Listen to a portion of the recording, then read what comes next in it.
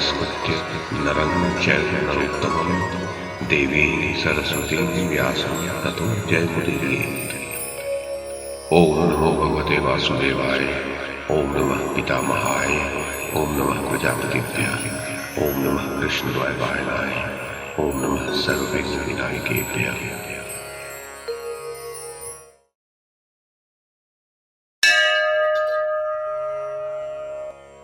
वैशंपायन जी कहते हैं, जन्मेजय मार्कंडेय जी ने कहा, युधिष्ठिर, जल में निवास के कारण प्रसिद्ध हुए सह नामक अग्नि के एक परम प्रिय पत्नी थी जिसका नाम था मुदिता।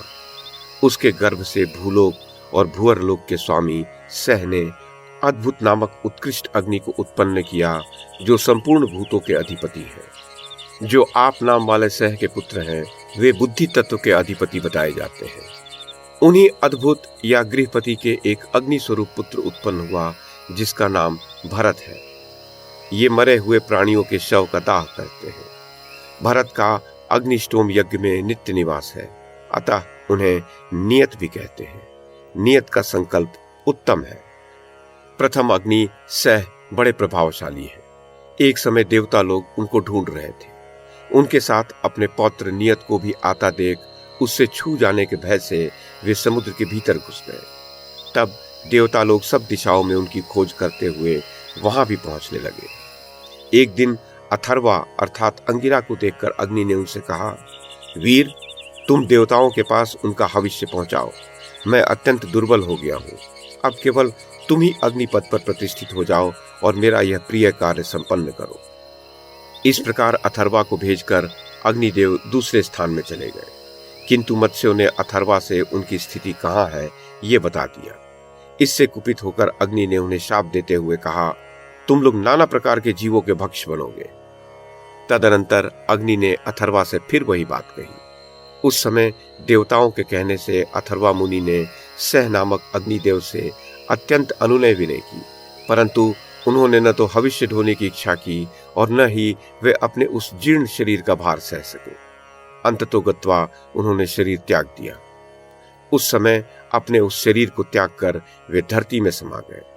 भूमि का स्पर्श करके उन्होंने पृथक पृथक बहुत से धातुओं की सृष्टि की। सह नामक अग्नि ने अपने पीप और रक्त से गंधक एवं तेजस धातुओं को उत्पन्न किया। उनकी हड्डियों से देवदारू के वृक्ष प्रकट हुए।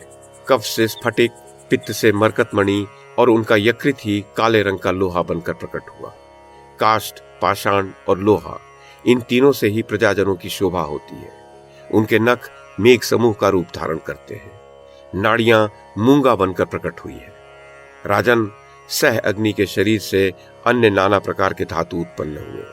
इस प्रकार शरीर त्याग कर वे बड़ी भारी तपस्या में लग गए। जब भृगु और अंगिरा आदि ऋषियों ने पुनः उनको तपस्या से उपरत कर दिया, तब वे तपस्या से पुष्ट हुए तेजस्वी अग्निदेव अत्यंत प्रज्वलित हो उठे। महर्षि अंगिरा को सामने देख वे अग्नि भय के मारे पुनः महासागर के भीतर प्रविष्ट हो गए। इस प्रकार अग्नि के अदृश्य हो जाने पर सारा संसार भयभीत हो अथर्वा अंगिरा की शरण में आया तथा देवताओं ने इन अथर्वा की पूजा की। अथर्वा ने सब प्राणियों के देखते देखते समुद्र को मथ डाला और अग्निदेव का दर्शन करके स्वयं ही संपूर्ण लोकों की सृष्टि की। इस प्रकार पूर्व काल में अदृश्य हुए अग्नि को भगवान अंगिरा ने फिर बुलाया, जिससे प्रकट होकर वे सदा संपूर्ण प्राणियों का हविष्य वहन करते हैं। उस समुद्र के भीतर नाना स्थानों में विचरण एवं भ्रमण करते हुए सह अग्नि ने इसी प्रकार विविध भांति के बहुत से वेदोक्त अग्निदेवों तथा उनके स्थानों को उत्पन्न किया। सिंधु नद, पंचनद, देविका, सरस्वती, गंगा, शतकुंभा, सरयू, गंडकी, चर्मणवती, मही, मेध्या, मेधातिथि, ताम्रवती, वेत्रवती, कौशिकी, तमसा, नर्मदा, गोदावरी, वेणा, उपवेणा, भीमा, वड़वा, भारती, सुप्रयोगा, कावेरी, मुरमुरा, तुंगवेणा, कृष्णवेणा, कपिला तथा शोणभद्र, ये सब नदियां और नद हैं जो अग्नियों के उत्पत्ति स्थान कहे गए हैं। अद्भुत की जो प्रियतमा पत्नी है उसके गर्भ से उनके विभूर्षि नामक पुत्र हुआ।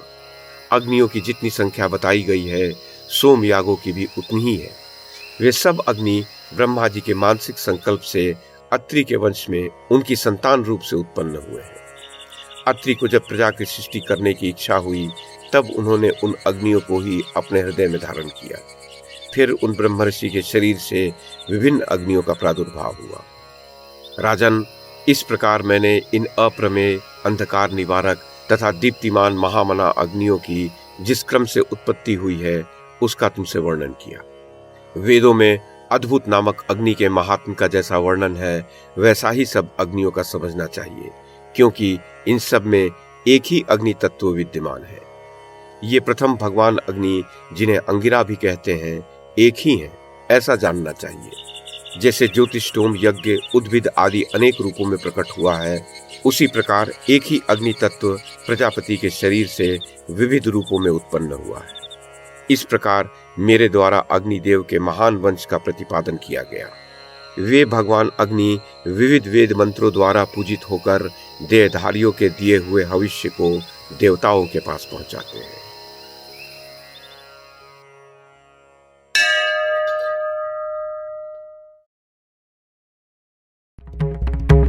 YouTube के माध्यम से महाभारत की कथा को एक श्रृंखला के रूप में प्रस्तुत करने का हमारा ये प्रयास यदि आपको सराहनीय लगा हो तो कृपया इस कड़ी को लाइक और शेयर करें, चैनल को सब्सक्राइब करें और बेल आइकन को दबाएं। साथ में अन्य लोगों को भी देखने के लिए प्रेरित करें।